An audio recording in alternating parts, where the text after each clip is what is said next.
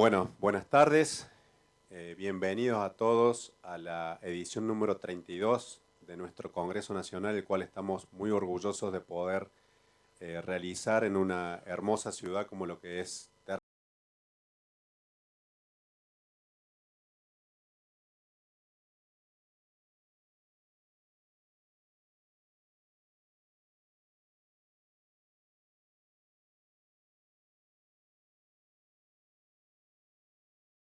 Propósito que hayamos copado los cordobeses de esta primera sesión, pero bueno, fue mera casualidad. Contamos con un panel de expertos muy importantes. Están el doctor Juan Manuel Ponce, el doctor Cristian Rodríguez y el doctor Federico Vigo. Y vamos a comenzar con un caso en vivo desde el Hospital Italiano de Buenos Aires, realizado por la doctora Carla Gatiello y el doctor Ignacio Seropian, para lo cual los comentadores de este caso van a ser los doctores Santiago Coroleu y Marcelo Menéndez. Estamos en conexión, es factible que tengamos conexión con Buenos Aires. La presentación inicial de los datos del paciente lo va a hacer el doctor Garmendia.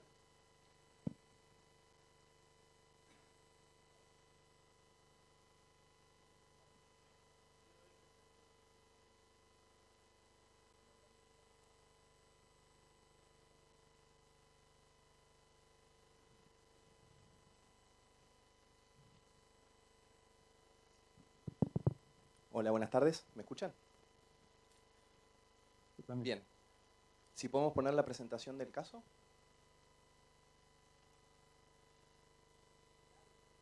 Si podemos poner la presentación del caso, por favor. La presentación, por favor.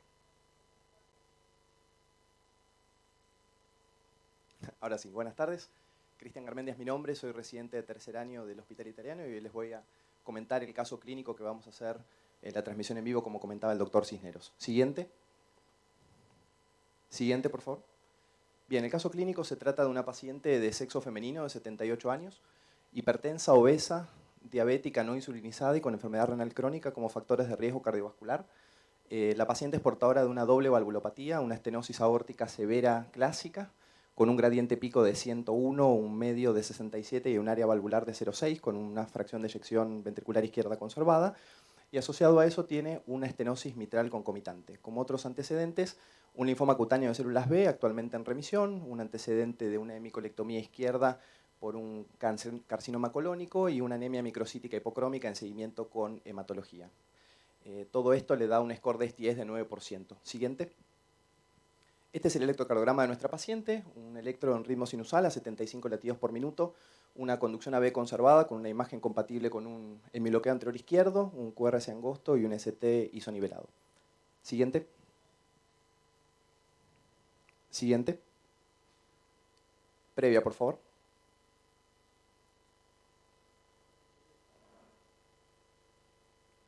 Siguiente. Siguiente, por favor. Bien, la paciente es sometida a una valvuloplastia aórtica con balón, con un balón VAX 2 20×40. Siguiente. Siguiente.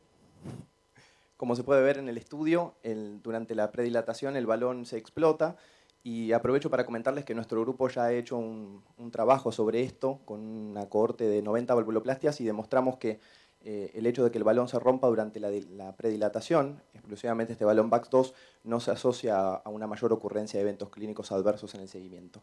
Lo que habíamos mostrado anteriormente, la paciente después se realiza un ecocardiograma transtorácico control con una reducción significativa de los gradientes, un gradiente pico de 69 y un medio de 41.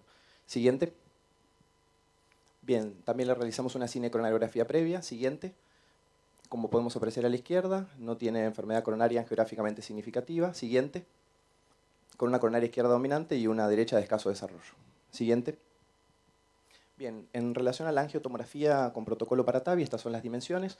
Un anillo valvular aórtico de 19×23, con algo de calcio excéntrico, principalmente a nivel del seno coronariano izquierdo y el no coronariano, y principalmente el calcio con afectación a nivel del tracto de salida ventricular izquierdo, como pueden ver también a nivel de ambos senos, con unas medidas de 21-24.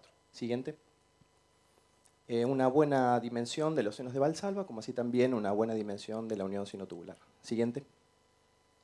En términos de las alturas coronarias, en la izquierda podemos ver la dimensión y la altura del tronco de la coronaria izquierda con un 11.4. También tenemos una medición menor de 9.8, lo cual sería algo limítrofe para la coronaria izquierda, y una altura a la coronaria derecha de 15.2. Siguiente. Bien, y acá podemos reflejar un poco mejor el calcio, distribución principalmente a nivel entre el seno coronariano izquierdo y el no coronariano, y como pueden ver a la derecha tenemos una unión senotubular calcificada, también con calcificación del plano valvular aórtico, con protrusión al tracto de salida ventricular izquierdo, y pueden ver también el MAC mitral con 12.000 unidades Agatston. Siguiente. Bien, estos son los accesos vasculares periféricos. Los diámetros son favorables para un acceso transfemoral, sin embargo se puede ver en toda la extensión del lecho vascular una marcada carga de placas mixtas ateroscleróticas, y como pueden ver a nivel de la cámara femoral también encontramos calcio, pero ese predominio es a nivel posterior inferior. Siguiente. Bien, la paciente también se realiza una valoración geriátrica por nuestro equipo de geriatras, realizando una determinación para estudios de riesgo en pacientes adultos mayores. Esos son los scores, más o menos para que tengan una idea de lo que valora nuestro equipo. Y en conclusión, los geriatras determinan que es una paciente de alto riesgo, con fragilidad, marcha lenta, deterioro funcional leve y una obesidad sarcopénica concomitante. Sin embargo, no tiene una contraindicación geriátrica para realizarse un TAVI. Siguiente. Bien, por eso el caso es llevado al equipo multidisciplinario del Heart Team. A modo de resumen les comento, es una señora de 78 años, diabética no insulinizada, renal crónica, con antecedentes de 2 cánceres, una función ventricular conservada y 2 valvulopatías, una estenosis aórtica severa clásica y una estenosis mitral moderada, con un electrocardiograma con un hemibloqueo anterior izquierdo, anatomía favorable para acceso transfemoral de TAVI, más allá de la marcada carga de placas ateroscleróticas, un anillo de 19×24. Por todo esto, siguiente, se decide realizar un abordaje terapéutico mediante un TAVI, y para eso la estrategia del caso que vamos a mostrar hoy es un caso que se va a realizar mediante sedación consciente, guiado por ecocardiografía transtorácica. Se van a realizar 2 accesos, un acceso, ahí discúlpenme el error, es un acceso femoral izquierdo percutáneo, realizando un precierre con 2 ProGlide, en donde vamos a posicionar un introductor expandible iSleep 14 Fren A18 French, y un acceso radial derecho para la guía del catéter Pictel. La válvula va a ser cruzada con un catéter Amplatz 2 bajo una cuerda recta, y luego bajo una guía de cuerda extra soporte 0.35 se va a realizar inicialmente una predilatación con un balón VAX 2 22×40, y posteriormente el implante de una Accurate Neo 2 Small, el cual va a ser optimizado por estímulo de marcapasos guiado por la cuerda de soporte extra. Como pueden ver en la tabla debajo, siguiente, nuestra paciente ingresa dentro del rango de Accurate Small. Siguiente. Esto simplemente para resaltarles algunas de las propiedades de la Accurate Neo 2 en relación a sus predecesoras. Los operadores van a comentar un poco el porqué de la decisión de esta válvula. Los dejo con un video breve institucional y vamos al caso clínico. Muchas gracias. Siguiente.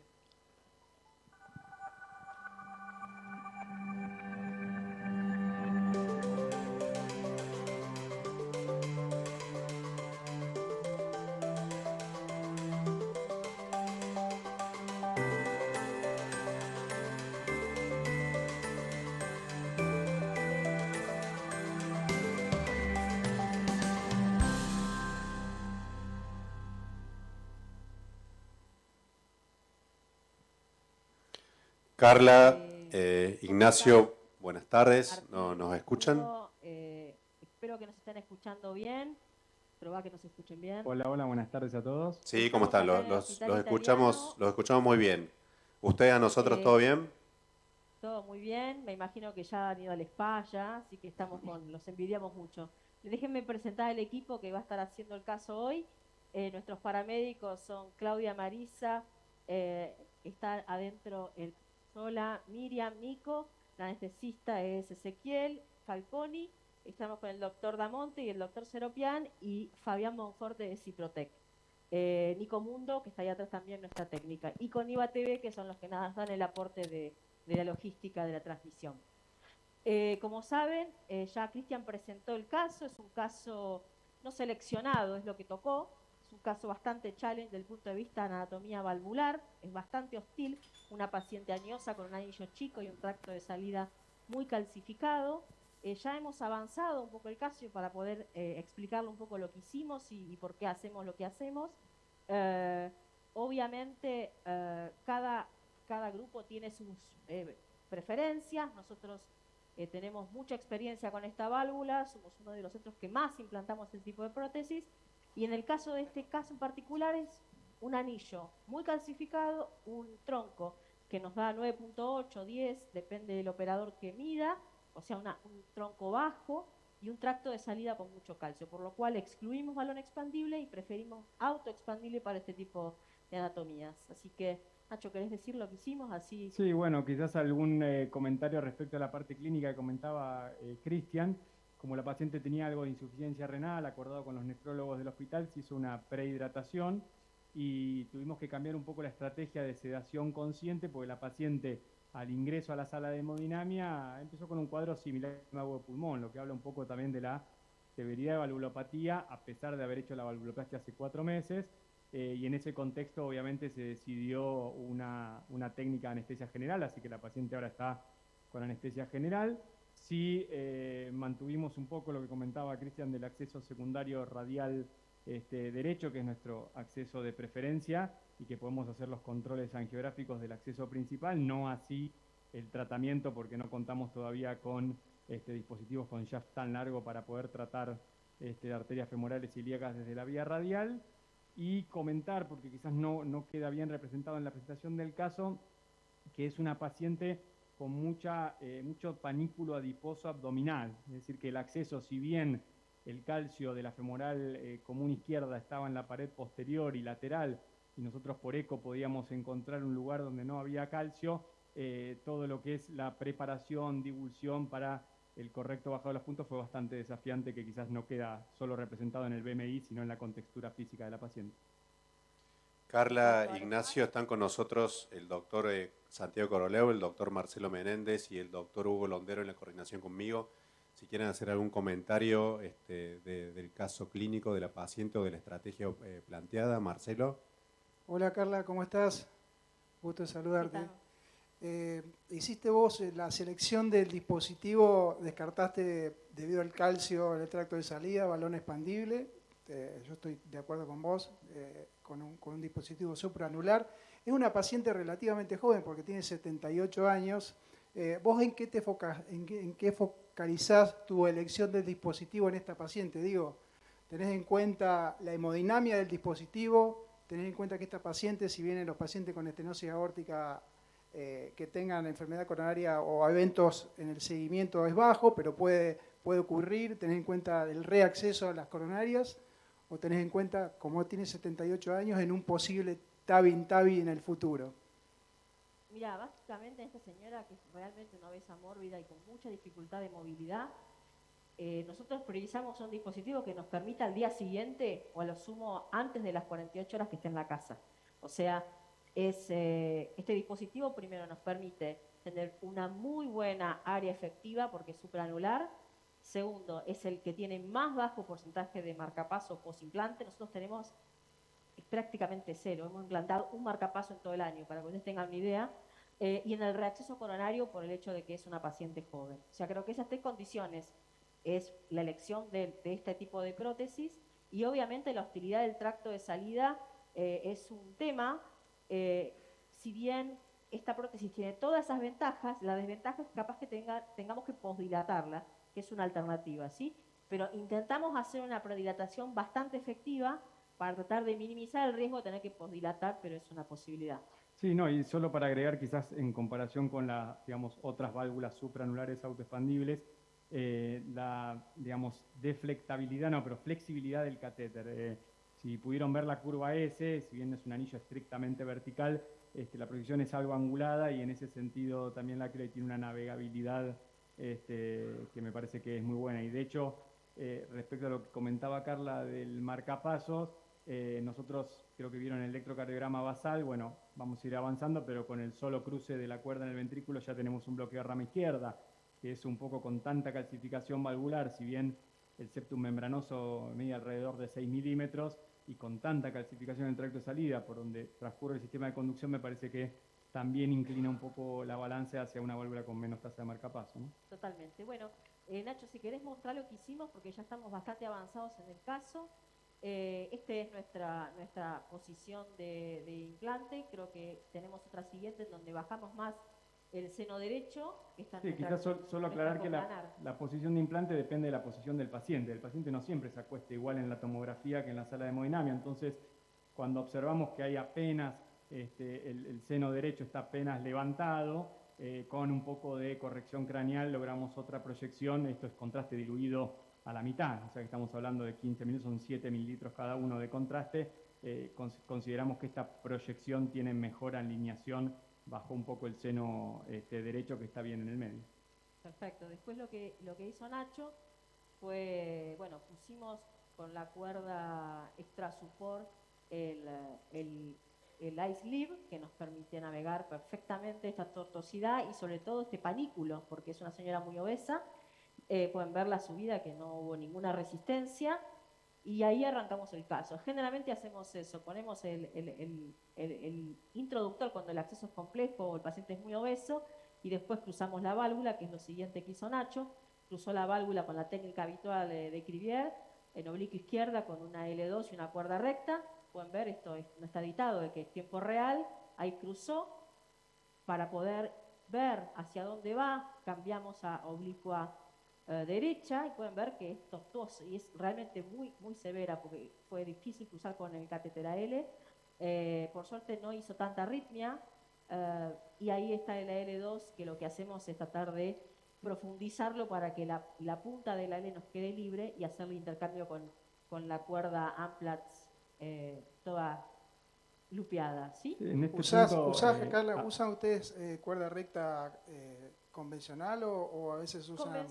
Convencional. La verdad que es una 0,35 recta convencional. En raras ocasiones cambiamos alguna recta hidrofílica, cuando es muy difícil, pero es raro que nos pusemos con este tipo de cuerda y con esta técnica que la hacemos todos.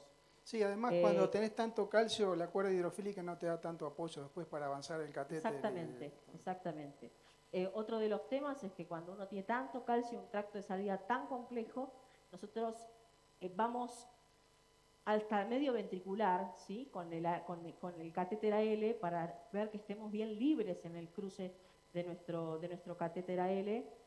Por eso ven ahí que está un poco la cuerda recta un poco profundizada, y eso es lo que nos permite ver que esté lo más central posible el cruce para poder después hacer el resto, ¿sí? Y en este caso, usás el perdón, catéter AL y avanzás la cuerda dedicada, digamos. No haces un paso Exacto. más de poner un pigtail. Yo a veces cuando un ventrículo es bastante chico, que hacen Sí, mucha en arritmia... ese paso de la L, del catéter AL, tomamos presiones, ¿sí? Por más que tenemos el eco siempre en sala, y está Mariano Falconi que hizo el eco basal, constatamos eso por presiones. Tiene casi 50 de presión pico-pico, con lo cual es una estenosis aórtica severísima, para después hacer lo mismo cuando tenemos después la válvula implantada.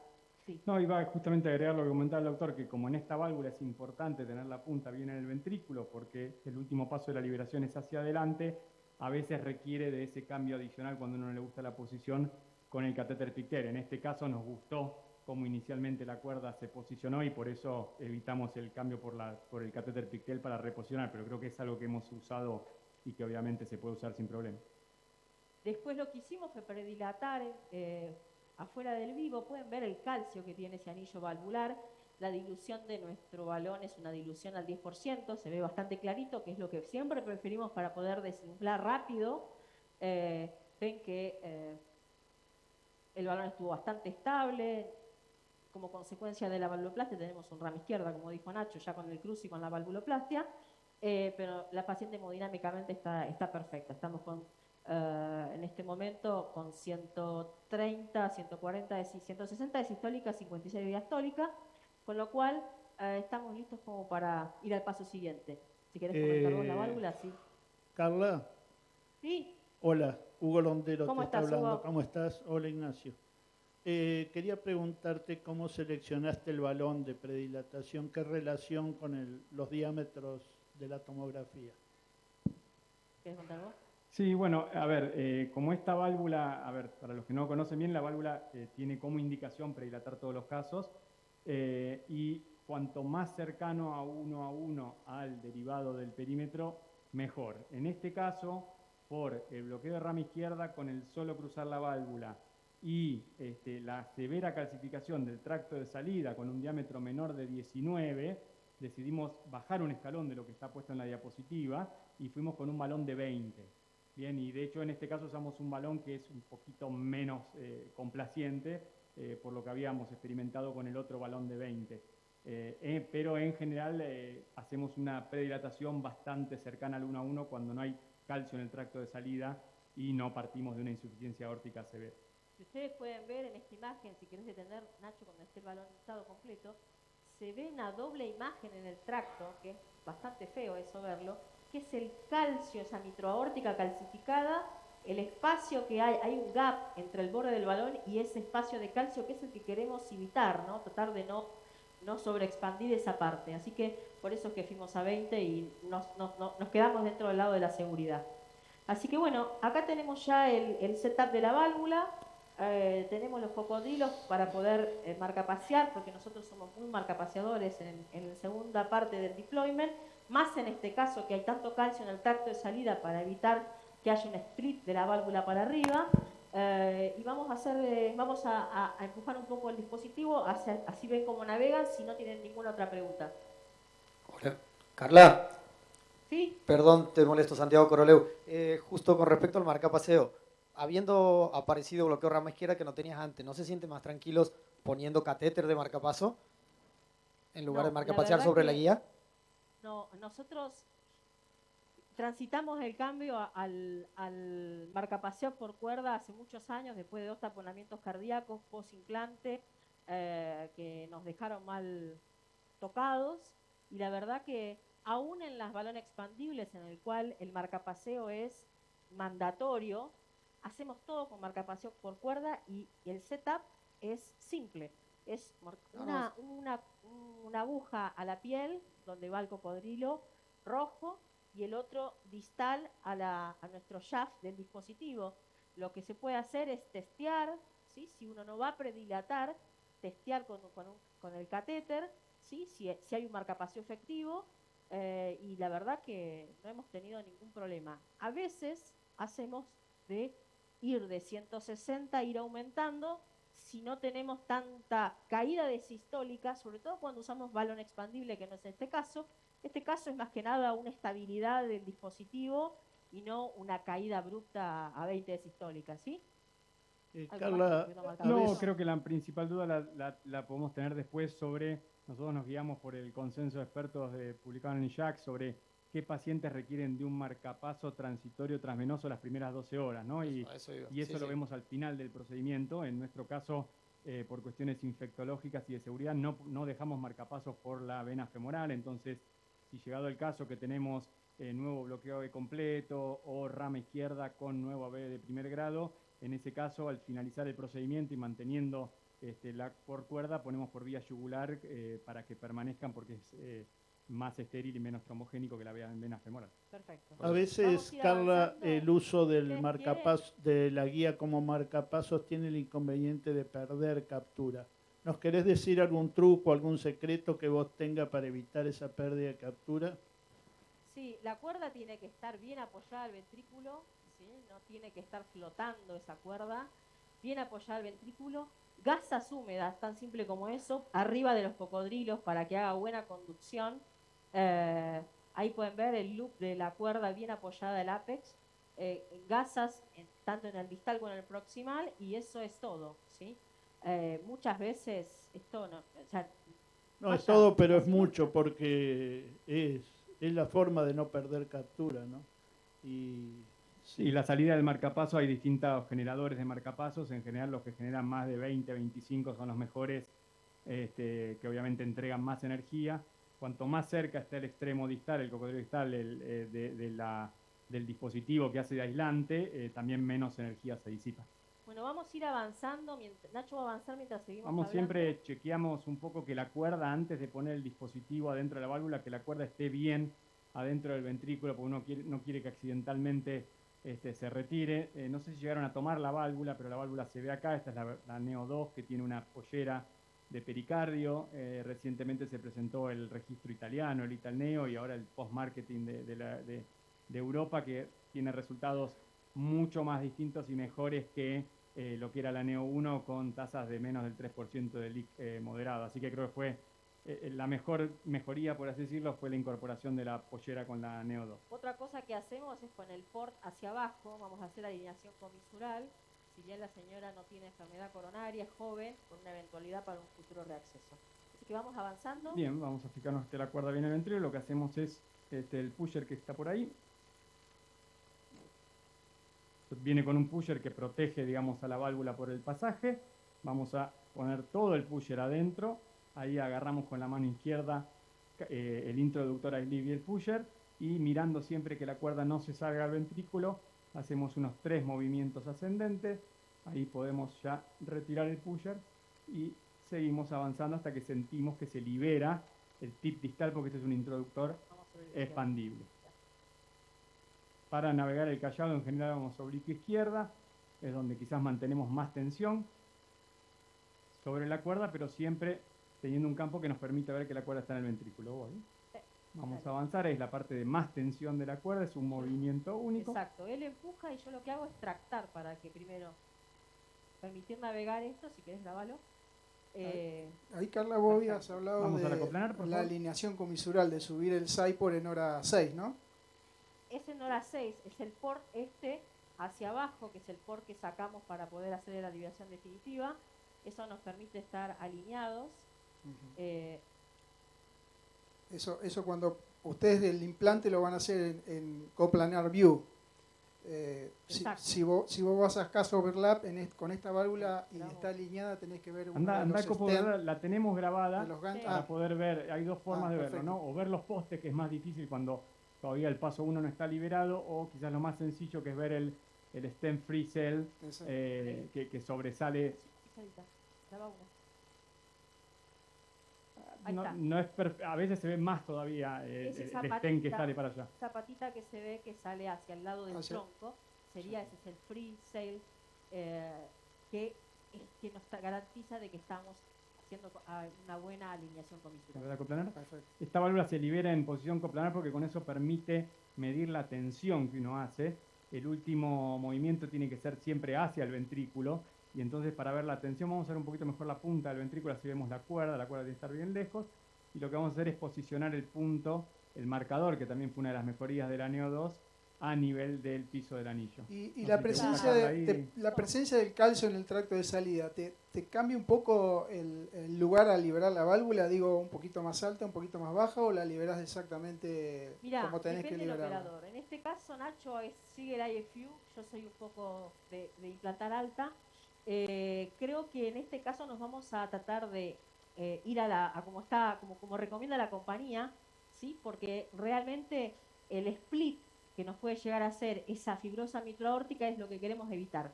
Como les decía acá, si quieren tomar, en ambos lados estamos garantizando de tener una buena conducción para un buen marcapaseo, ¿sí? Con agua, gasa húmeda sobre el cocodrilo. Vamos a hacer un testeo, ¿sí? ¿Parece bien? Claudio, ¿está listo? Grabamos. Claudio. Bomba. Estos son test de 10 centímetros, o sea, 5 centímetros de columna. Que no tiene que pasar con esta prótesis, ¿sí? Que nos pasó la última vez, en realidad, después de muchísimas válvulas, que no pasa en un anillo chico, pasa en un anillo grande. Es que uno haga el paso 1, y como esto se hace teniendo una tensión empujando, pero es una tensión, no es empujar, que en el paso 1 el upper crown nos quede por abajo del leaflet, ¿sí?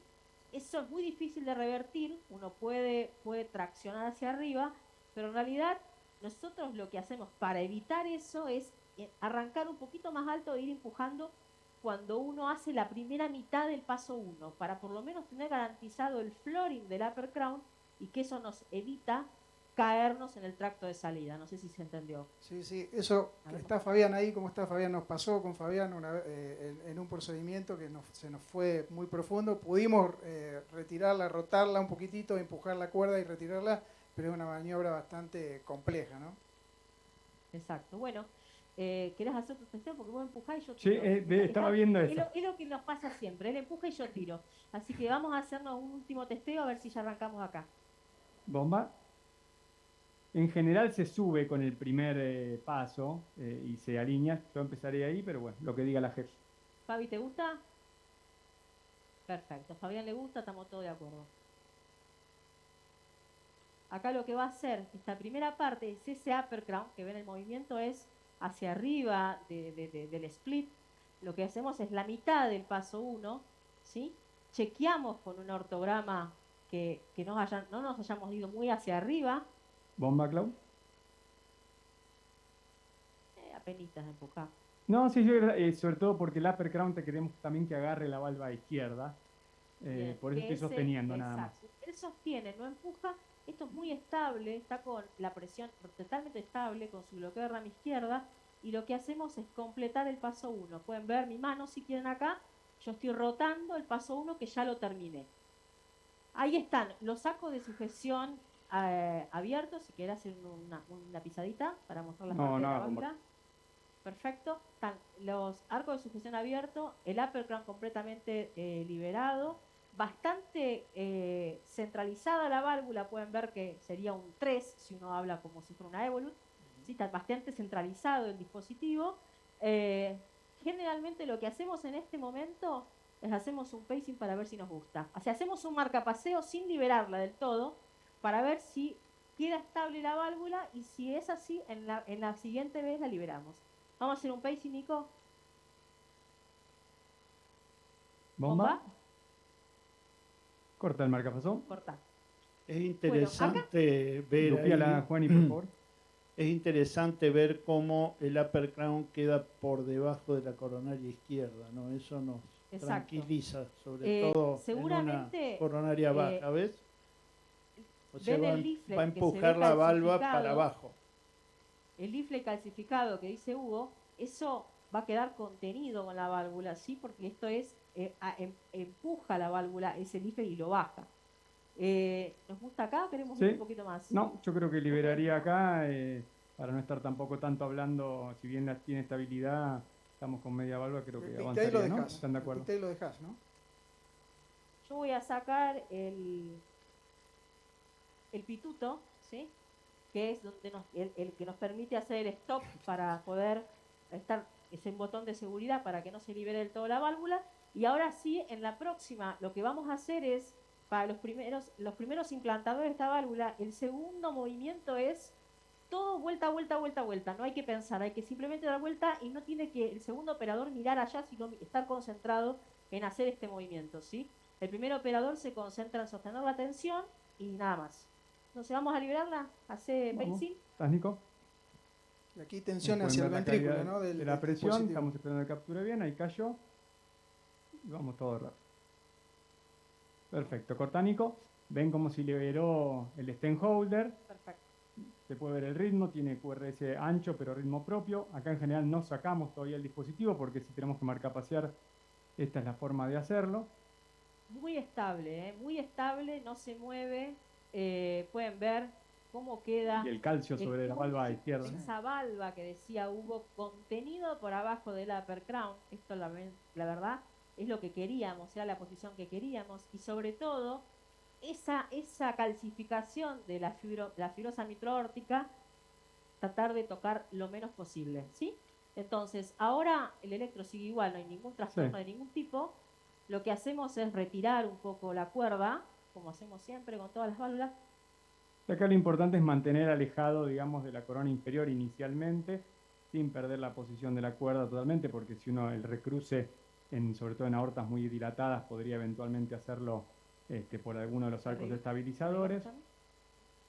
Y dejando la cuerda en el ventrículo nos vamos hasta la aorta torácica descendente, donde se hace el movimiento inverso. ¿Qué significa esto? Primero el paso 2, si las manos se puede captar ahí la cámara. Va a ser, teniendo cuidado de no perder la cuerda, porque en realidad en esta válvula es difícil volver a cruzar, lo que hacemos es hacer el paso 2, ¿sí? A la inversa, ¿sí? Y después el paso 1, tratando de vigilar que nuestra cuerda quede en el ventrículo y que no se nos vaya, ¿sí? Hasta ahí. Entonces ahora lo que vamos a hacer es sacar el dispositivo y poner un pigtail para tomar gradiente.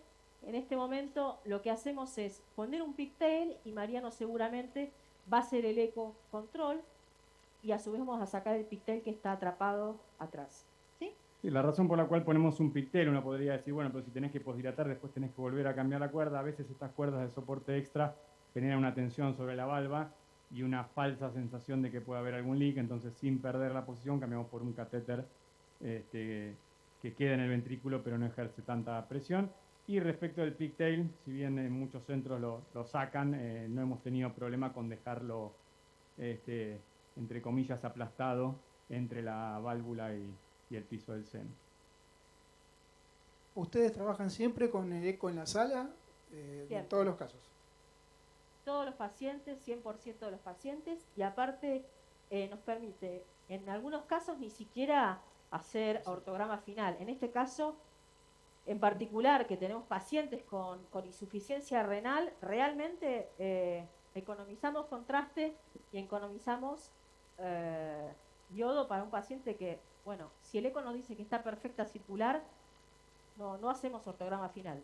Voy a sacar el pigtail y después lo dejamos a Mariano que mire tranquilo y no solo que tenemos eco en todos los casos, sino que tenemos que tener la suerte que en casi todo viene Mariano, así que le creemos más a eso que a nuestro ortograma en 2 dimensiones con el jet de fuerza de... Vamos a bajar el pigtail de nuevo, lo dejamos ahí listo para el ortograma, vamos a conectar la bomba y ahora sí pueden hacerle espacio a Mariano para que entre, correr el arco. Tiene para hablar, así que pueden hacerle las preguntas que quieran. Sí, aprovechando una consulta, Carla, Ignacio. En los pacientes como estos que tienen una severa calcificación, ¿vos pensás que los dispositivos de protección cerebral tienen algún lugar con la evidencia actual? Mirá, obviamente que la evidencia actual necesitas un número de pacientes a tratar para evitar un stroke con realmente déficit motor muy alto, ¿sí? Y eso impacta en el costo de estos módulos que son ya de alto costo. Nosotros, cuando priorizamos realmente poner un dispositivo de protección cerebral, pacientes muy jóvenes con aorta en porcelana, ¿sí? De hecho hemos hecho este tipo de pacientes y hemos transmitido, y creo que esa es nuestra indicación principal, ¿sí? Nosotros, además de TAVI, tenemos muchísimas valvuloplastias. O sea, por cada TAVI que hacemos tenemos entre 4.5 valvuloplastia aórtica, con lo cual, de los años de hacer valvuloplastia aórtica, tenemos bajísimo índice de stroke. Por lo tanto, la respuesta es, solo lo usamos cuando tenemos un paciente muy joven con aorta en porcelana. Con respecto a tu pregunta, Martín, salió publicado recientemente un metaanálisis de 7 estudios, 4.300 pacientes. No hubo diferencia significativa no hubo evidencia, por eso entre usar y no usar. Sí hubo una tendencia a menor stroke invalidante, digamos, pero no hubo diferencia significativa. No hemos escuchado bien el comentario de Marcelo. Decía que salió publicado recientemente un metaanálisis de 7 estudios, 4.300 pacientes, más o menos. No hubo diferencias significativas entre usar y no usar. Hubo un poquito una tendencia a tener menos stroke invalidante, pero sin diferencias significativas. Exacto. Bueno, acá tenemos a Mariano, que si Mariano nos dice que está todo bien, no tenemos tendencia a posdilatar. Tenemos 50 de diastólica, 150-50, un pico, que... Si pueden mostrar la presión un segundito. Si querés, podés girar un poco el monitor. No, la tienen. Para que puedan ver la imagen hemodinámica del paciente, que está completamente estable, ¿sí? Lo único que nos condicionaría es si Mariano nos dice que encuentra un leak. O si la válvula no está redonda. No, la válvula está redonda, tiene un leak leve posterior, bajo el seno no coronariano. Parece leve, los gradientes son 8 de pico y 5 de medio, es un muy buen gradiente, no hay derrame pericárdico ni ningún signo de complicación mecánica. Así que en concreto la válvula parece bien expandida, un leak leve atrás donde hay mucho calcio en la fibrosa, ahí tiene un leak chiquito. Perfecto, yo creo que poniendo el balance, obviamente que un leak leve, uno hoy en día con la evidencia de estudios impacta el pronóstico del paciente. En la balanza, por el otro lado, posdilatar una válvula que tiene tan hostil tracto de salida y esa fibrosa mitroaórtica, ya con un RAM izquierda actual, yo creo que estaría más tentada de decir que nos vamos a casa, nos vamos así. Yo creo, me gustaría escuchar la opinión también del auditorio. Uno podría decir es joven el leak es leve, está claro que los moderados a más son los que condicionan y no nos vamos nunca de la sala con moderado a más siempre que se pueda. Y del otro lado tenemos, como bien decía Carla, el rama izquierda y el riesgo de ruptura, que si bien con esta válvula es bajísimo porque estamos hablando de muy baja fuerza radial de la corona inferior, para posdilatar esta válvula, que la small va, digamos, si llega hasta 23, estaríamos hablando de poner un balón más grande, con lo que ello implica. Creo que es discutible, quedándose del lado de la seguridad y con esta, teniendo un eco que nos dice que es leve, en general le queremos más que a un ortograma que podamos hacer.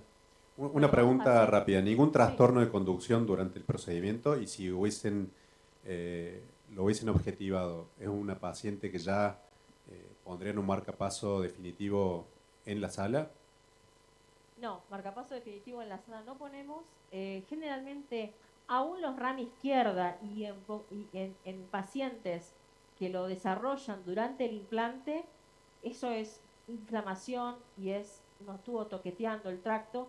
Esto generalmente desaparece en 24 horas, con lo cual es muy probable que esta noche o mañana esta paciente vuelva a su electro normal. No hacemos absolutamente nada. El perro está conservado y ensanchó el correse apenas. Y particularmente con esta válvula, que dentro de las autoexpandibles es la que menos tasa de marcapaso tiene. Entonces, con solo el rama izquierda y medimos el PR antes y después, y si es igual, en general no estamos poniendo transitorios. Vamos a hacer un ortograma, que sé que es lo que todos quieren ver. Si querés hacerte el pullback, porque ya decidimos que no posdilatamos, ¿no? Sí, igual, Carla, la hemodinamia final es excelente, que es lo que te va a marcar el pronóstico en la evolución de esta válvula, ¿no? Con un mínimo leak. Así que... Bueno, vamos a ponernos en tratar de hacer el ortograma, buscando a ver. Mientras se posicionan, Carla, como estamos Parallax. un poquito en tiempo, vamos a ir escuchando comentarios finales del caso. De mi parte, felicitarlos por el procedimiento y por la predisposición a poder realizar esta transmisión. Doctor Londero. Bueno, como comentario final me gustaría decir, en primer lugar, felicitarlos por la limpieza del procedimiento y como mensaje para llevar a casa, le querría decir a la audiencia, a la gente joven, cómo siendo metódicos, trabajando en equipo y con tranquilidad, paso a paso, se puede transformar un procedimiento complejo en algo sencillo y algo difícil en algo fácil. Yo creo que esa es la más importante enseñanza que hemos tenido de esta presentación. Los felicito de nuevo porque lo hicieron con mucha naturalidad, mucha tranquilidad y eso es muy importante para el resultado final. Bueno, muchísimas gracias. Pueden ver el resultado del ortograma, lo lejos que estamos de esa fibrosa calcificada, que está preservado el acceso coronario, así que por nuestra parte agradecer a Franco y al doctor Fernández, que está haciendo parte de la técnica también, a todo el equipo que trabajó acá, y les deseo un muy buen congreso a todos. Nos vemos la próxima. Hasta luego. Chao, gracias. Bueno, vamos ahora entonces a escuchar la presentación vía Zoom del doctor Alain Crivier, que se intitula 20 años de TAVI. Tengo que presentarlo al doctor Crivier diciendo que es doctor en medicina de 1976, profesor de medicina y cardiología de la Universidad de Rouen en Francia, profesor emérito de la Universidad de Rouen, un montón de cosas, pero por suerte tengo el honor de haberlo conocido a Crivier desde que comenzó a hacer la primera valvuloplastia a fines de la década del 80, que tuve la oportunidad de charlar con él varias veces y les cuento una anécdota para decirles cómo es Crivier. Estábamos en un TCT, primer caso en vivo, una implante valvular aórtico con la vieja técnica transeptal. Para hacer esa técnica había que pasar aurícula derecha, aurícula izquierda, ventrículo izquierdo y salir por la aorta. Y se entraba por la arteria, pero en forma retrógrada, con todo ese loop dentro del ventrículo izquierdo. Se los cuento porque la mayoría de ustedes no deben haber visto semejante cosa. ese loop que se formaba en el ventrículo izquierdo, imagínense, venía del aurículo izquierdo y subía a la aorta y la guía tomaba la valva septal de la mitral en ese loop. Si ese loop se desarmaba, que fue lo que pasó en esa transmisión en vivo, vimos, Crivier estaba al lado, doctor, mire, no está el loop, sí, se muere el enfermo, dijo Crivier. Y así fue, primer caso en vivo en un TCT, implante de una válvula aórtica, paciente muerta, era una paciente, porque se desarmó el loop. La desesperación que tenía este hombre porque eran los primeros implantes y semejante cosa que había sucedido.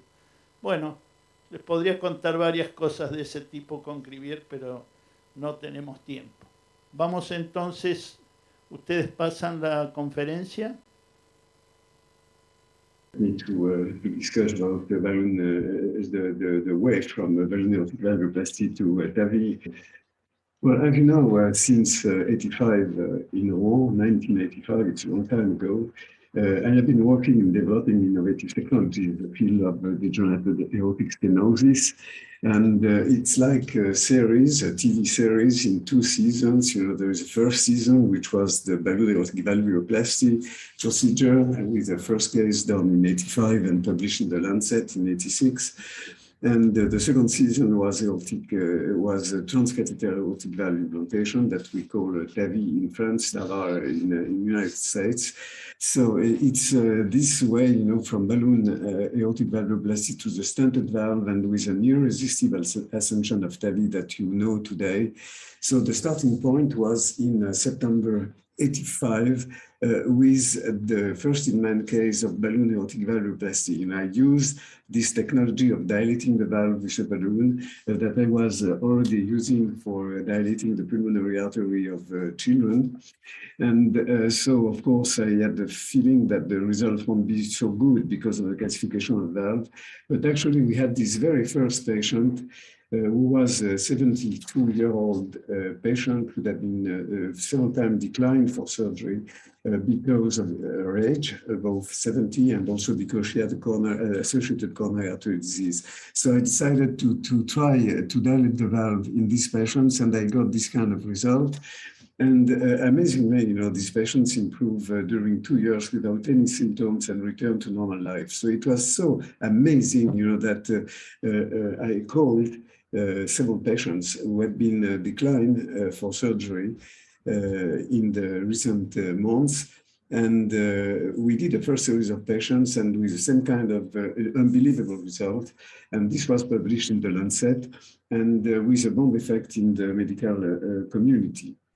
So we had tens of thousands of balloon aortic valvuloplasty done in the world in the 6-7 years after this case, with an unbelievable number of index publications, you know, more than 1,200 publications on balloon aortic valvuloplasty. So it was very well accepted in the world. The FDA accepted the technology in selected indications, but there was one major limitation that was early valvular restenosis. And the patients were coming back, you know, with 80% of restenosis at 1 year. This was not acceptable. And so came to me the idea of using balloon valvuloplasty to implant at the same time a stented valve. 9 years between the concept, the idea to the concept. And in 94, we did in Rouen several things. First of all, I published some drawings of what could be a stented valve for the treatment of aortic stenosis, and this was used for getting a European patent. Then we made a model, you know, corresponding to this drawing, and you see the model was done by our cardiac surgeon. And this is a valve, you know, made a Palmas stent, which has been cut to 17 or 18 millimeter in height. And when this valve was crimped over a balloon catheter, the diameter of the whole thing was only 8 millimeter. It means that we could expect to be able to implant this valve retrograde from the femoral artery, which was the goal. So we did with my colleague Elena Chaninov a landmark autopsy study. This is really the most important a study that has been made, for starting the TAVI case, demonstrating that this kind of stent implanted in a calcific valve, like you can see here, with huge calcification, was able to open fully with a circumferential circumference and with a round circumference, pushing aside the calcium. And the valve, if it was 17 millimeter in height, was able to be implanted at the level of the annulus without occluding the right coronary artery and the left mains. I made a lot of pictures, and during, you see, 5 years, I have been trying to find a biomedical company able to sponsor the project and to help us. And so the answer was negative in all cases, including Edwards and Medtronic, and they said that it was the most stupid project ever heard. And so in '99, I had the opportunity of creating with Martin Leon, the American cardiologist that you know, and the 2 engineers from Johnson & Johnson, a startup that we call Percutaneous Valve Technology. And this startup was able to create a percutaneous aortic valve that you can see here with the help of a small Israeli company based in Tel Aviv in Israel. And so they made that, it's a stented valve with a stainless steel stent of 23 millimeter of opening, 17 millimeter of height, covered, 1/3 of the base here is covered to avoid aortic regurgitation paravalvular. And the valve is made of polymer and was, after that, was made with equine pericardium from the horse.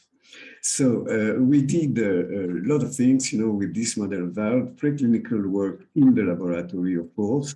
And so I don't show you all the things, but they had a very intense, studies in the lab. And you see here, for example, this valve, in the bench working for 5 years, without any deterioration. So this was in laboratory findings. And also we did with Renel Chaninov a huge in vivo experiment on the sheep model. We had this unbelievable first-in-man case of TAVI, and it was a very special case, a 57-year-old man with severe aortic stenosis and a bicuspid valve. It was interesting to start with. Dying in cardiac shock, ejection fraction of 12%, multiple comorbidities, intra-left ventricular floating thrombus, occlusion of the 2 femoral arteries because of bypass occluded. And so this TAVI procedure had to be attempted using the transseptal route, which added a challenging situation. We did this procedure, and you see we had to follow this Gadwar, entering the right femoral vein, going across the septum and exiting through the narrowed left femoral artery. And you can see here the valve was pushed over the Gadwar. You can see the valve here at the level of the calcium, and the valve has been deployed here by balloon inflation, and we got this result. So this was absolutely incredible because we could observe the resuscitation of the patient on the table. Partner 1 in comparing the valve and the medical treatment in inoperable patients, showing the vast superiority of TAVI over medical treatment alone. And in high-risk patients, the TAVI valves and the SAVR surgery gave exactly the same kind of results on the main endpoints, the mortality rate at 1 year and later 2 years or more. And so this was crucial. So immediately the FDA approved using TAVI in the high-risk and inoperable population. Then came partner 2, the second randomized trial with the new valve, the Sapien XT valve in intermediate risk patients. We already believed, that probably the result would be as equivalent than surgery because we had some non-randomized trial, some comparison of patients who had been done with an intermediate risk by surgery and by TAVI, and already we knew that it was more or less the same kind of results. But now, with this randomized trial, it was confirmed, that the mortality rate, the stroke rate, and so on were comparable between surgery and TAVI in intermediate risk patients, and so the technique was approved by the FDA in 2016 in these indications. And the cherry on the cake, if I can say, was the last randomized trial, the PARTNER 3 trial with the SAPIEN 3 valve that you can see here, where they included all patients, all comers, and with low risk for surgery, so good surgical candidates. And again, it was demonstrated that TAVI and surgery gave the same kind of results on the hospitalization, with less stroke with TAVI, for example, at 3 months and 1 year. So this was absolutely incredible. It was fascinating to see that the TAVI and surgery gave the same results in this population. We are reaching a new paradigm with TAVI. In 2002, TAVI was created to treat inoperable patients. And in 2022, 20 years later, surgery is indicated in patients who are not good candidates for TAVI.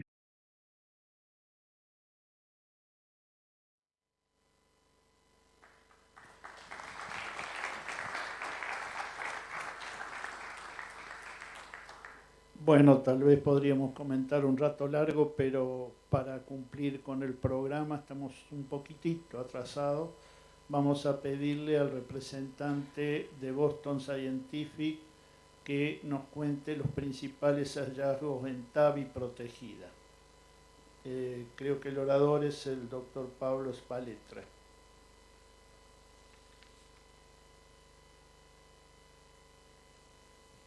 Gracias a los panelistas.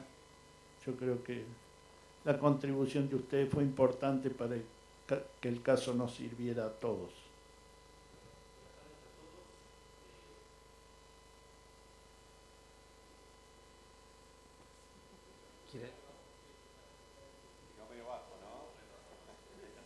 Gracias. Queda lejos el otro. Tal cual.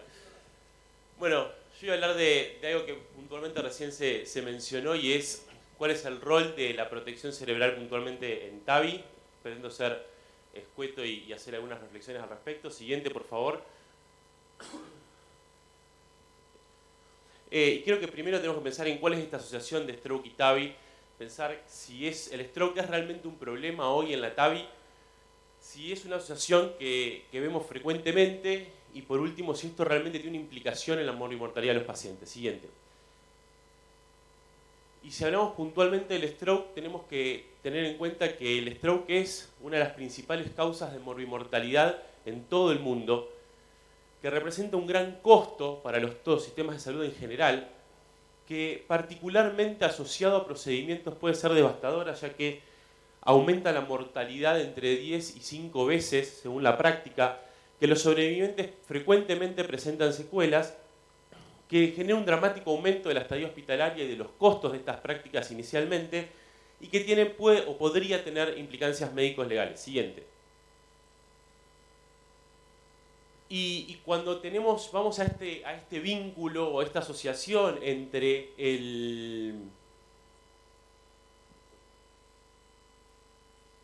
Cuando vamos a este vínculo entre stroke y TAVI, creo que hay algunos conceptos que tenemos que tener bien claros y son importantes, y creo que no son novedad, pero me gustaría recalcarlos, que tienen que ver, primero, es saber cuándo pasan los strokes, digamos, que en qué momento de los pacientes que se someten a una TAVI tienen ACV. Y es muy importante recalcar que estos pasan casi todos en los primeros 5 días, y si uno es un poquito más exigente, la gran mayoría pasa dentro de las primeras 24 horas del procedimiento. Y sabemos que los pacientes que son sometidos a una a una TAVI y tienen una ACV, tienen menor sobrevida que lo esperado, y por otro lado tienen mayor mortalidad, casi más de 3 veces mortalidad 30 días.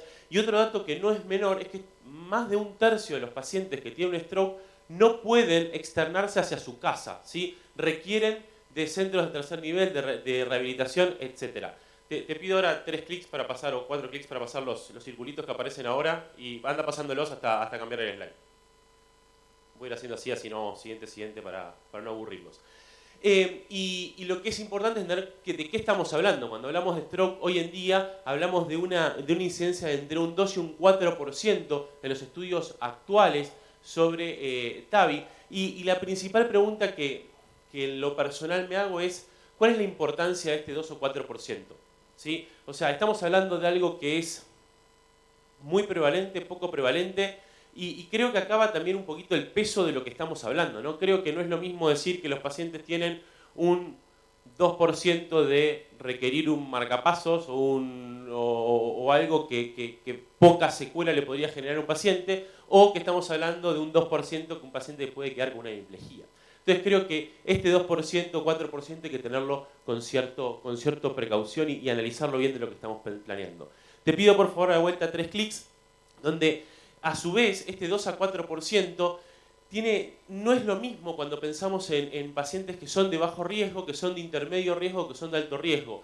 Y creo que de vuelta acá es donde cuando vayamos a pensar en qué pacientes utilizar la protección cerebral, de vuelta tenemos que pensar en estos 3 cortes, digamos, pacientes de bajo, moderado y alto riesgo, que también, a pesar de que tengan diferencias en las tasas de ACV, también van a tener claramente diferencias en el impacto en su vida.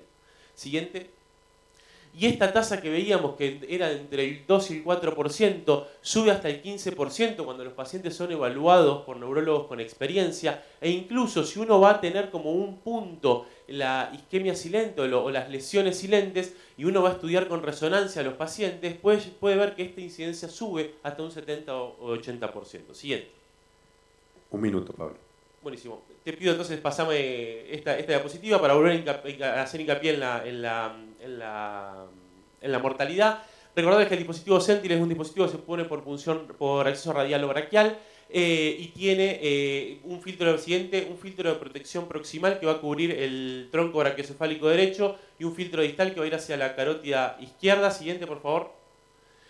Cubriendo de esta manera el 90% de la circulación cerebral, dejando solamente el 10% que irriga la vertebral izquierda. Siguiente. Y en el estudio de Sentinel Trial lo que se vio fue que el 99% de los pacientes tenían alguna captura macroscópica de debris en los filtros. Siguiente. Sin embargo, no tuvo impacto clínico en este estudio. Siguiente. Acá nos surge la gran pregunta, es que si esto realmente tiene algún impacto clínico o no, y para eso se diseñó el estudio PROTECT-TAVR, donde se incluyeron 3.000 pacientes de 51 centros experimentados, donde se los evaluó neurológicamente a todos los pacientes pre-procedimiento y luego del procedimiento, y si el punto final primario era algún evento neurológico, cualquier evento neurológico dentro de las 72 horas o al alta, lo que sucediera primero. Siguiente. No se vieron cambios significativos en el punto final primario de todos los strokes, sin embargo sí hubo una reducción significativa del punto final secundario de stroke deshabilitante o que dejara secuelas. Siguiente. Y no tuvieron grandes complicaciones. Por lo tanto podemos decir que si bien no se mostró una reducción significativa del punto final primario, hubo una reducción significativa de un punto secundario que obviamente hay que tomarlo con pinzas porque el primario fue negativo y con poca tasa de eventos secundarios. Siguiente. Vamos a hablar un poquito de esto después. Algunas consideraciones con respecto a este tipo de resultados. Creo que tenemos que tener en cuenta que la tasa esperada en el diseño del estudio fue de 4% de stroke en el grupo control y se observó un 2.9%. Siguiente. Y creo que acá hay dos preguntas que tenemos que hacernos. Uno es, ¿el 2.9% es la tasa que tenemos hoy en día y tendríamos que repensar la tasa real de ACV? Y esto tendrá que ver con nuevos dispositivos. ¿O se incluyeron en este estudio pacientes realmente de alto riesgo que tienen esa incidencia más cercana al 4 que al 2%? Creo que eso es parte de lo que tendríamos que pensar. Siguiente.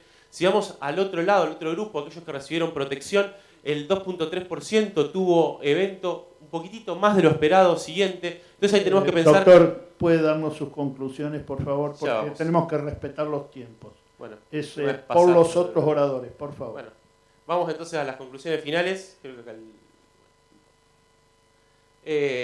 Siguiente. Tener en cuenta las lesiones cerebrales silentes. Siguiente. Bueno, y le voy a dar estas interpretaciones finales donde el Sentinel no se asoció a reducción estadísticamente significativa al stroke, sin embargo, no descarta reducción clínicamente importante para los pacientes. El Sentinel se asoció a una reducción significativa del stroke discapacitante y que esto tiene una limitada certeza por pocos eventos y pocos eventos secundarios, y si uno toma el conjunto, podría decir que esta práctica podría ser potencialmente útil. Sin embargo, tenemos que replantearlos cuál sería el punto final primario y cómo hacer esta medición. Y creo que lo que es importante, siguiente, es esperar este estudio que es el Protectavi, donde pretende incluir más pacientes, y por último también planean hacer un metaanálisis con el pool de análisis de todos estos pacientes. Muchas gracias. Bueno, muchas gracias, Pablo. Vamos a seguir con presentación de la industria por parte de Unifarma. Diego Rodríguez nos va a comentar la experiencia de los 2 años con sus dispositivos. Diego, a todos sí le pedimos por favor que tratemos de ser respetuosos de los tiempos, porque no es solamente esta mesa, sino todos los tiempos que siguen, así que pedimos disculpas por ahí si tenemos que cortarlos, pero lamentablemente tenemos que cumplir con los horarios. Hola, ¿estamos? Bueno, antes que empiece la charla, un gusto estar acá. Gracias al CASI por invitarnos y un placer verlos en persona nuevamente. ¿La charla? Vamos con la presentación de Diego Rodríguez, por favor.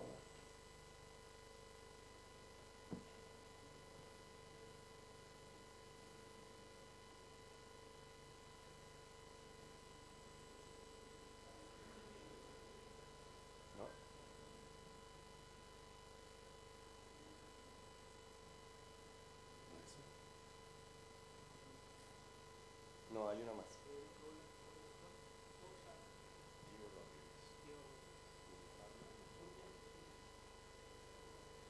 Para no robar tiempo... Hay un gris ahora, ¿viste? No sabemos, este tiempo te lo debemos, así que...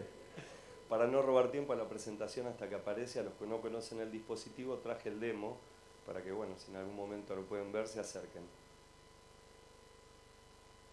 Bueno, vamos a hablar un poquito, ahí nomás, de la experiencia de nuestros 2 años en cardiología estructural. Vamos a hablar un poquito de lo que fue el dispositivo Lambre, que tuvimos un año muy bueno.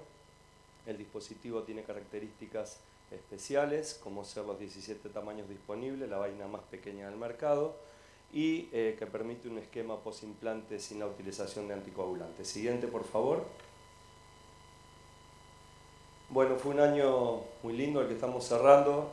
Fuimos invitados a ser parte del CSI de Frankfurt este año en junio, y desde el centro del doctor Alejandro Álvarez Llorio se transmitió en vivo un caso muy lindo. Siguiente, por favor.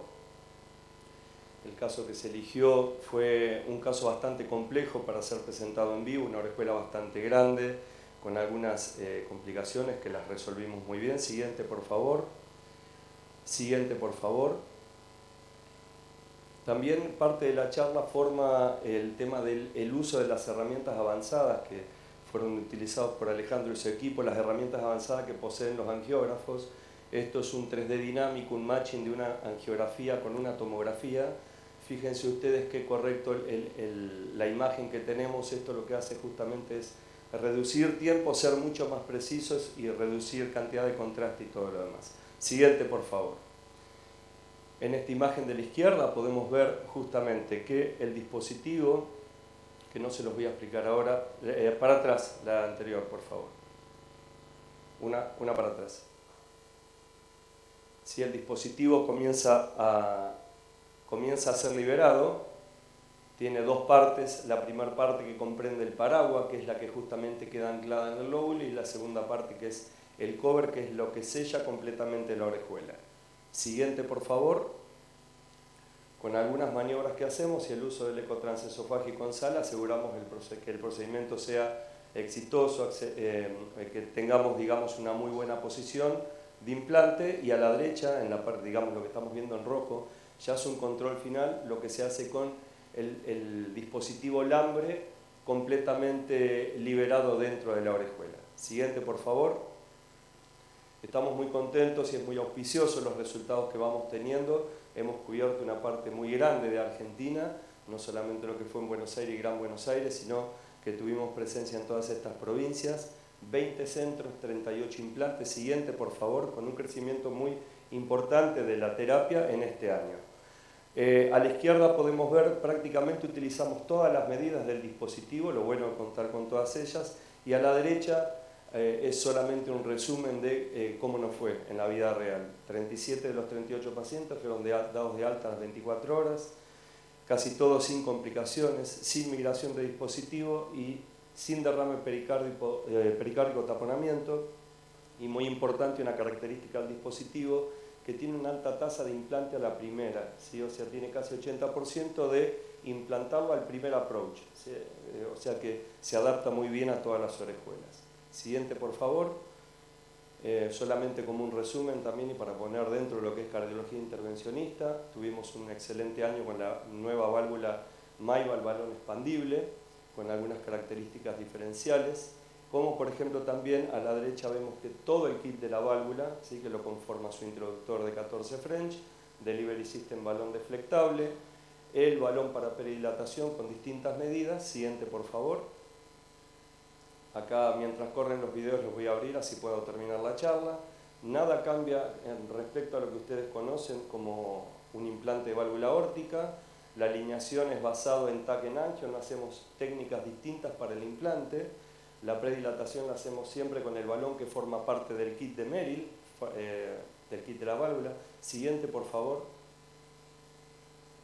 La radiopacidad con el stent que está construido, que es níquel cobalto, es muy fácil, ¿sí? Y el delivery system, al ser deflectable, produce una transición muy suave en todos los tipos de arco que hemos trabajado. A la derecha vemos qué bien que se ve la válvula, sin necesidad de tener ninguna marca para alinearlo en relación a la parte más baja del pigtail, con lo cual podemos hacer un implante mucho más rápido. Siguiente, por favor.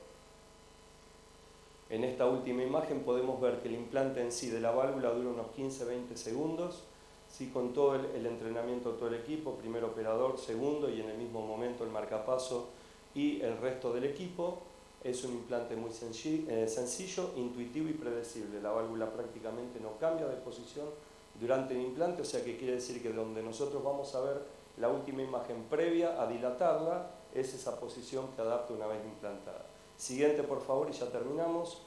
Bueno, los resultados son muy buenos en un año porque justamente empezamos en noviembre del año 21, un año difícil, hasta cortamos creo que para cerrar los números el 15 de noviembre de este año, hicimos 145 implantes.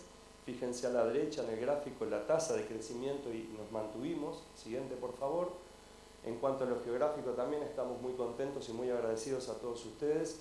La verdad que hemos cubierto una gran cantidad de territorio argentino y la válvula, una característica, la válvula tiene tamaños intermedios, tiene tamaños estándar, tamaños intermedios y tamaños XL. Fíjense que de los tamaños intermedios el 44% fue del total, o sea, el 44% es de tamaños intermedios. Y ya lo tenemos, hemos hecho por uso compasivo aquellas 3 de tamaños XL, que es la más grande y es un tamaño 32. Siguiente, por favor.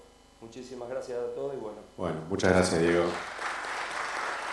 Vamos a pasar a la presentación de 3 casos clínicos. En primer lugar, el doctor Carlos Fernández Pereira, con un caso complejo estructural.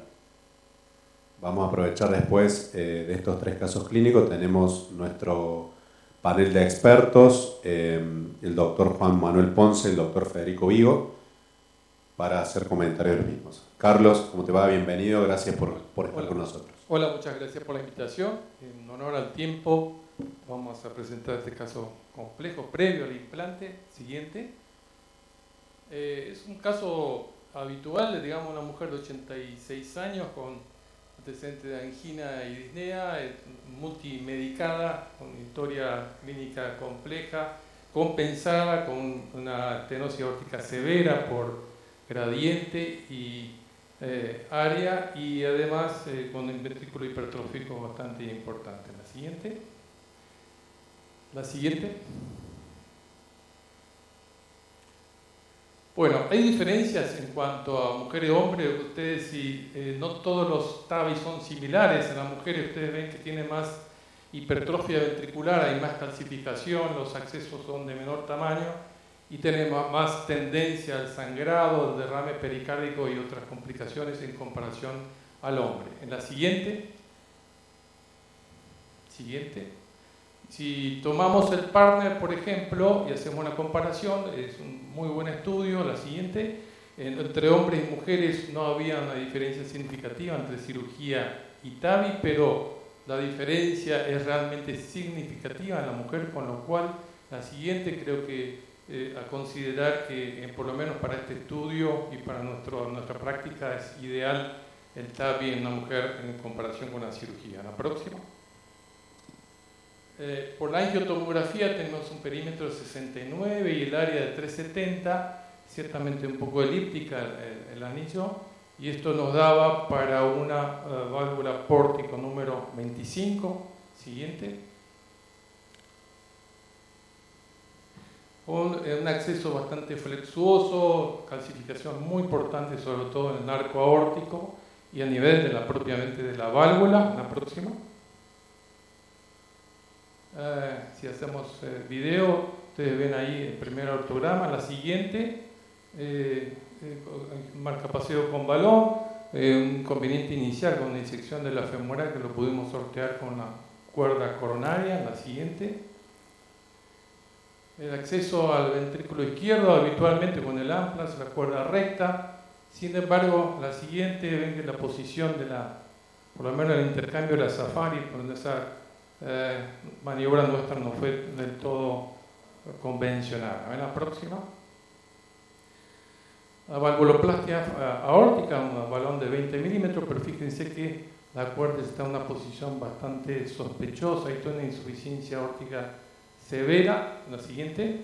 Y todo esto condujo, tenemos siempre el ecógrafo a mano, derrame pericárdico severo con colapso de cavidades derechas. Siguiente. Todo esto en minutos. Siguiente. Más rápido. Ahí. El implante inicialmente muy profundo, lógicamente por la urgencia. En la próxima lo subimos, se lo ven ahí durante las maniobras de reanimación. La siguiente. Ahí ya está colocada la válvula y el drenaje pericárdico. Pronto, la próxima. El resultado inicial, todavía con inotrópicos, y en la siguiente todavía utilizamos autotransfusión, la paciente más estable, y finalmente la imagen final, la ortograma, con la siguiente, con buena posición, sin leak y sin insuficiencia aórtica, ciertamente un poco más profunda de lo habitual, están 7 milímetros. Siguiente. Nada más que para recordar que las 5 causas habituales, esto para tenerlo en cuenta, para hacer un checklist: la hemorragia retroperitoneal, la disección aórtica, el taponamiento cardíaco, como en este caso la obstrucción coronaria, y también, como en este caso, la insuficiencia aórtica severa. La siguiente. Sí, sigue.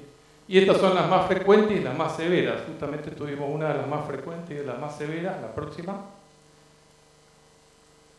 Y a veces no llegaríamos con toda la tecnología, creo que porque esto sucede en minutos. Creo que la válvula nos llevó 1 minuto y medio, contrariamente, la siguiente, a lo que uno usa habitualmente para el deployment de la siguiente, para la válvula pórtico, que uno se toma su tiempo. En este caso, la ruedita la hicimos de principio al final en una sola intención.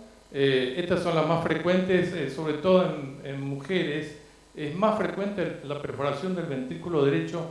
Tengo la sensación que era más del ventrículo izquierdo, pero por el aspecto sanguíneo parecía por el marcapaseo. En la siguiente. Y es muy importante contar con el entrenamiento del Heart Team. En la siguiente, por favor.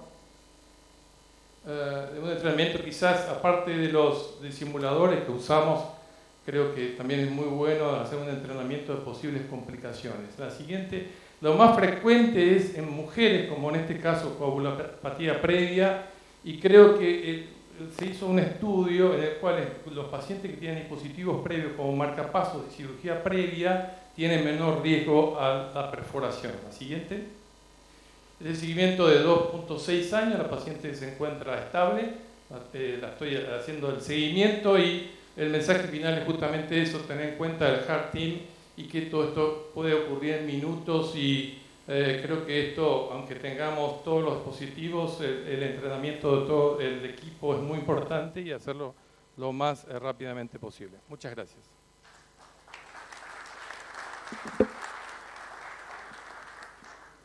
Gracias. Quédate un poquito a ver si tenemos alguna pregunta o comentario de los expertos. Te felicito porque no es fácil presentar complicaciones, presentar desgracias, es más fácil presentar éxitos. Sí, y claro, y yo creo que justamente de esto es donde uno logra más enseñanza, porque la mayoría de los casos realmente van bien, pero cuando va mal es muy interesante presentarlos para ver qué opinión tiene el resto. ¿Quieren comentar algo el doctor Ponce o el doctor Vigo?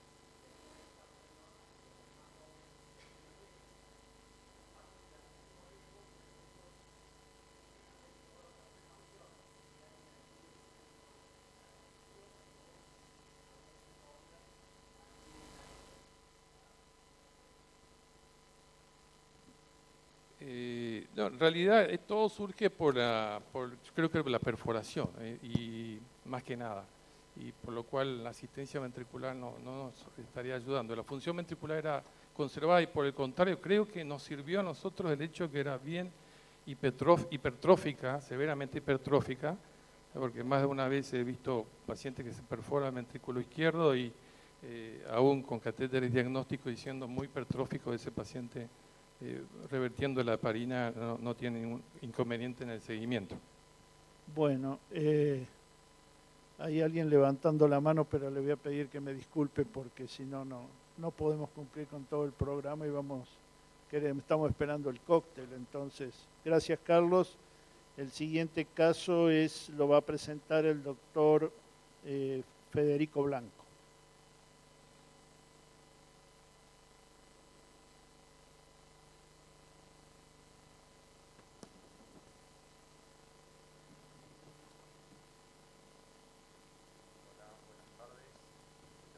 El micrófono. Buenas tardes, gracias por la invitación. ¿No se escucha? Acá mejor. Bueno, gracias por la invitación. Mi nombre es Federico Blanco, trabajo en la ciudad de Buenos Aires en el Hospital Argerich y después en Ciudadela, Chivilcoy y 9 de Julio en otros centros. Voy a presentar un caso de una mujer de 80 años de edad, portadora de estenosis aórtica severa, sintomática por angioridinea en clase funcional 3, como factores de riesgo coronario, diabética, hipertensa, dislipémica, extabaquista. Tenía como antecedentes cardiovasculares una estenosis aórtica bicúspide, FA crónica, marcapasos ya implantado BBIR y antecedente de enfermedad de Chagas. El ecocardiograma evidenciaba un área valvular de 0,5 centímetros cuadrados con un gradiente pico de 73 milímetros de mercurio y un gradiente medio de 50, deterioro leve la función del VI y deterioro la función del ventrículo derecho, con una presión de la arteria pulmonar de 26 milímetros de mercurio. Coronaria sin lesiones, Euroscore de 27, el Euroscore 2, perdón. Las mediciones mostraban un área de 440 milímetros cuadrados, un perímetro de 75,5, daba un anillo, un diámetro de 24 con un diámetro mínimo de 22 y un máximo de 25, un tracto de salida un poquito mayor, era una válvula bicúspide con senos amplios, tenía nacimiento bajo de la arteria coronaria izquierda, un poquito más alto de la derecha, bueno, una elongación de la aorta ascendente y malos accesos. El izquierdo era menor a 5,5 milímetros, el derecho llegaba justo a esa medida. Hicimos un abordaje quirúrgico, habíamos diagramado el caso para una válvula, balón expandible, una MyVal, con un TASH intermedio de 24,5. Habíamos decidido proteger la coronaria izquierda, si bien los senos de Valsalva eran amplios, habíamos hecho ese planning. la angiografía basal.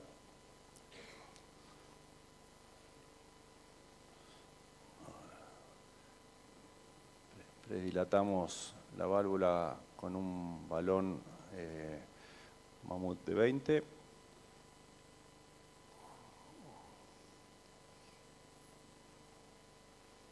estamos posicionando la válvula. Y la siguiente es la liberación.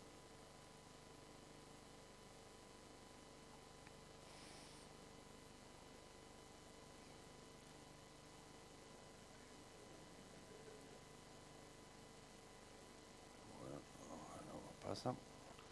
El control posimplante con la coronaria izquierda permeable, sin evidencia de leak.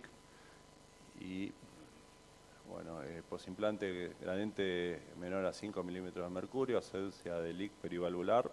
La paciente evolucionó bien, se le otorgó el alta hospitalaria a las 36 horas y actualmente ya lleva 9 meses y medio de seguimiento asintomática, con controles ecocardiográficos todos sin alteraciones. Como resumen, bueno, el implante fue hecho sobre una válvula bicúspide con severa calcificación, con nacimiento de arterias coronarias bajas, malos accesos y bueno, si bien la paciente ya tenía un implante, un marcapaso definitivo, era una paciente que había tenido trastornos en el sistema de conducción. Todas cuestiones que hacen a un caso de grado complejo y que este tipo de válvula se pudo implantar y realizar el caso sin intercurrencias. También nos fue de mucho beneficio que esta válvula tiene talles intermedios, en este caso colocamos una válvula 24.5. Bueno, no sé si hay preguntas. Juan Manuel Ponce, si querés hacer un comentario mientras se va preparando el doctor Pablo Spaletra con el tercer caso, por favor.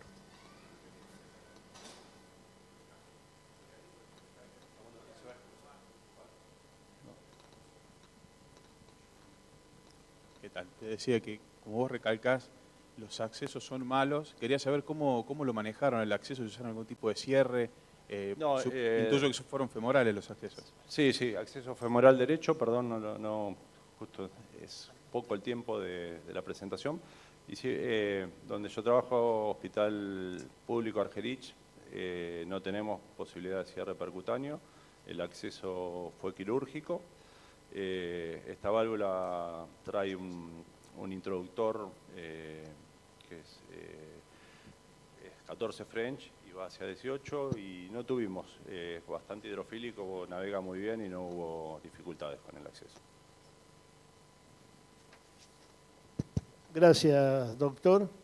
Entonces ahora vamos a pedir a Pablo Spaletra que nos presente un caso.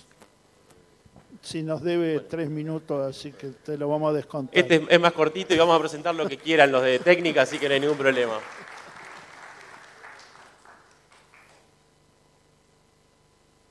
Si nos ponen la presentación. Esta no, esta ya pasó. Ahora ya pasó. Esta no, porque tampoco esta es esta, digamos. Esta es la anterior. Entonces, esta ya hablamos. Ahí está. Ahora sí. Uno, bueno, dos. Siguiente. Nada, no voy a hablar mucho de estas cosas que acá vamos más a lo técnico. Una señora de 83 años, dilipémica, sin muchos antecedentes, lo único que tiene una hernia inguinal derecha muy grande, por lo tanto que nos condicionaba prácticamente el acceso. Estenosis aórtica severa sintomática por disnea y síncope. Siguiente. Le hablamos si tenía una estenosis aórtica bien severa, con una insuficiencia leve a moderada y una estenosis mitral leve asociada, con buena función ventricular. Siguiente. Discutimos el paciente y decidimos hacer un implante oral percutáneo. Siguiente.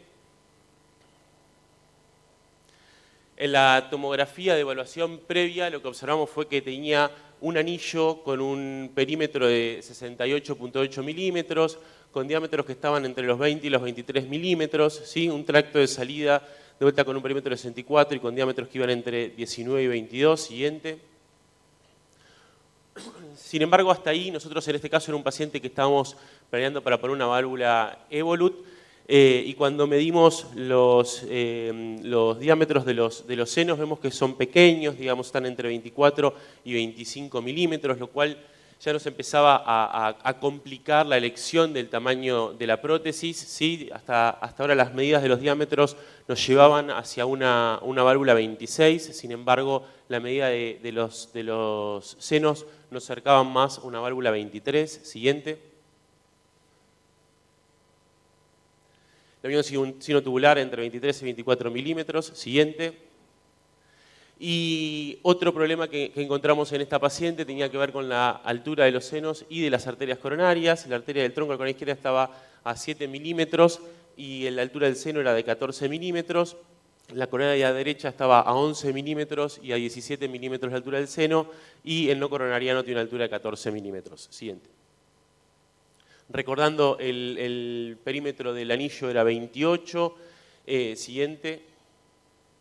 Acá ya empezábamos con la duda siguiente en cuál de estas dos válvulas poner. Si íbamos a ir con la 23 o la 26, teniendo en cuenta que el perímetro nos daba hacia una válvula, hacia la 26, y los diámetros de los senos hacia una válvula 23. Siguiente, teníamos estas medidas puntuales que eran puntualmente, en diámetros estábamos entre 20 y 23, en el perímetro entre 62 y 63. Sin embargo, los diámetros, devuelvo a lo mismo, teníamos el... gracias. Teníamos el... ¿Pasa con esto? Perfecto, gracias. Perfecto. Entonces, de vuelta veníamos con esta duda, y por otro lado teníamos de vuelta la duda que hacer con la altura de las arterias coronarias. ¿Sí? En otra medición, volvemos a medir acá 9 milímetros de longitud, de altura del seno. En el BTC lo que vemos es que la distancia entre el implante y el ostium de la coronaria izquierda iba a ser de 2.6 milímetros, menor a 4, por lo tanto la probabilidad de oclusión coronaria seguía siendo alta. Y a pesar de eso, nosotros la estrategia que planteamos en este caso fue avanzar con una válvula 23, ¿sí? En este caso R, la paciente tenía accesos ligeramente pequeños, así que fuimos por esta válvula y decidimos inicialmente canular, previo al procedimiento, el tronco de la coronaria izquierda y dejar una cuerda cruzada.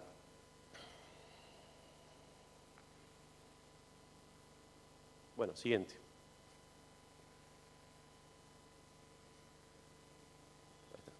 Acá vemos la angiografía coronaria que le hicimos inicialmente, ¿sí? Donde vemos una arteria coronaria superdominante que no tenía lesiones coronarias.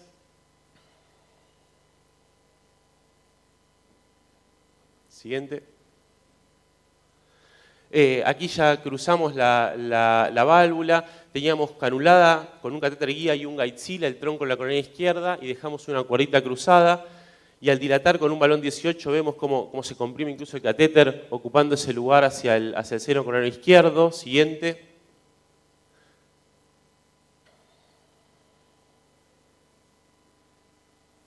Aquí empezamos el deployment de la válvula, veíamos que estaba permeable el sistema. Siguiente.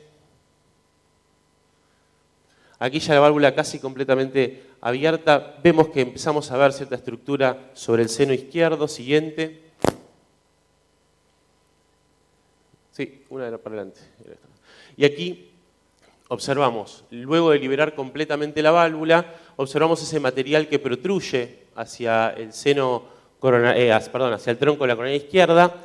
Y en ese momento nos surgía la pregunta si directamente estentear el tronco, si teníamos que hacer algo más. La paciente estaba clínicamente muy bien, no tenía cambios electrocardiográficos, la paciente estaba con sedación consciente, no tenía aumento del dolor, no tenía trastornos de la motilidad. Por lo tanto, decidimos hacer un IBUS, donde en el IBUS lo que vimos, ¿puedo pedir un clic sobre la imagen de la derecha, por favor? Donde se veía que había material que estaba protruyendo hacia el tronco de la coronaria izquierda, sin embargo no generaba una obstrucción significativa. Lo que se veía era una... ¿Te puedo pedir un clic sobre la imagen sobre el redondilito blanco? La otra imagen. Esa. Se ve como protruye, sin embargo, cuando nosotros medimos, el área luminal mínima estaba por encima de los 10 milímetros, por lo tanto, en ese momento decidimos no intervenir el tronco de la coronaria izquierda, obtener una conducta conservadora y dejarlo como estaba. La paciente es trasladada a la sala de recuperación, le hacemos un ecocontrol donde tenía función ventricular conservada. Siguiente, por favor. un gradiente medio de 7 milímetros de mercurio y un leak periprotésico muy pequeño, por lo tanto decidimos continuar con el tratamiento de la paciente. La paciente siguiente había desarrollado un bloqueo B completo durante el procedimiento y a las 48 horas luego del procedimiento se realizó un implante de un marcapasos definitivo y 48 horas posteriores es dada de alta. ¿Sí? 4 días después de la intervención la paciente fue dada de alta sin mayores complicaciones, con electro normal, sin elevación de troponina y ecocardiograma sin trastorno de la motilidad. Muchas gracias.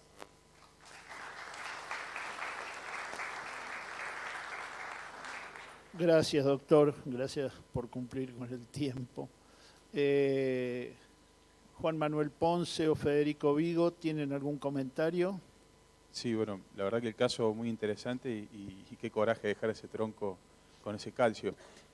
Por un lado me gustó ver el IBUS, ahora me gustaría saber, ustedes usaron el criterio del área en el tronco para decir de no intervenir ese tronco, que me dejaría más tranquilo si ese calcio viniera de la placa, de la pared del tronco y no un calcio que es externo, ¿no? ¿En qué se basaron más allá de que el área, que bueno es un dato más, no tratar ese tronco con ese calcio que estaba invadiendo gran parte de la luz, ¿no? Nuestro mayor miedo durante el procedimiento era la posibilidad de embolización de ese calcio. No de lo que pasaba en el tronco, digamos. Esa fue el mayor de discusión que tuvimos en la sala en ese momento. Porque incluso angiográficamente era un tronco grande y no parecía la obstrucción tan severa, pero nos daba miedo la embolización posterior. Y la verdad no tenemos una respuesta. Digamos. La verdad que cuando la vimos que no parecía ser friable, etcétera. Dijimos, de hecho, pudimos hacer imágenes, que acá puse una corrida, pero dejar el IBUS en posición fija y ver qué pasaba con el movimiento, el dynamic view, etcétera. Y la verdad que parecía todo estar como atrapado en ese lugar y decidimos no intervenirlo. La verdad que la respuesta no la tengo. Gracias, creo que han demostrado ser valientes, ¿no? Bueno, vamos a cerrar la sesión. Yo creo que no vale la pena decirlo, vale la pena expresarlo. Creo que ha sido una excelente sesión, que todos hemos aprendido que ese es el objeto de estas reuniones. Y como modo de cierre les cuento que creo que 32, este congreso número 32, bueno, debe haber asistido a 32 congresos del CASI. El primero fue en Mendoza, y fue en Mendoza porque habíamos pedido tener personería jurídica para la sociedad que manteníamos en aquel tiempo en Buenos Aires, y resulta que nos negaron la personería jurídica porque dijeron que la especialidad no existía. Preguntaron a la AMA, preguntaron a la Facultad de Medicina de Buenos Aires y no me acuerdo, al Ministerio de Salud Pública, y dijeron, no, hemodinamia, ¿qué es eso? No existe hemodinamia. Entonces nos negaron la personería jurídica. Y con el doctor González Martín, que alguno de ustedes conoció, un caudillo propio del interior, se nos ocurrió refundar el CASI en Mendoza. Pedimos la personería jurídica y allí así nos las dieron, una expresión de federalismo de nuestro país. Y así fue que las 3 primeras congresos se hicieron en Mendoza. Y decidimos no hacer congresos, hacer reuniones de amigos. Nos juntábamos, éramos 20 o 30 o 40, no creo que más de eso, y había una sola charla de tipo como estas, una media horita que le dábamos a Iraola, que era el representante de USCI, que era el único patrocinador que teníamos, pero pagaba todo, o sea, era poderoso. Iraola es una empresa, la que daba la charla era una flaca que era la vendedora de Iraola, y el resto para esquiar, para charlar, para tomarnos unos vinos. Entonces, ¿por qué les cuento todo esto? Porque creo que el espíritu del Congreso del CASI debe ser que estas son reuniones de camaradería. Son para conocernos mejor, para charlar lo que hacemos, para conocer nuestras esposas, nuestros hijos. Y bueno, lo científico es importante, por eso tenemos que hacerlo sencillo, tenemos que hacer cosas prácticas que aprendamos todos. Y por eso yo creo que esta reunión de hoy cumplió con esos objetivos del CASI. Bueno, en el entrepiso hay un coffee break para que se recuperen un poco, y a las 17:30 en punto empezamos con la segunda sesión. Gracias.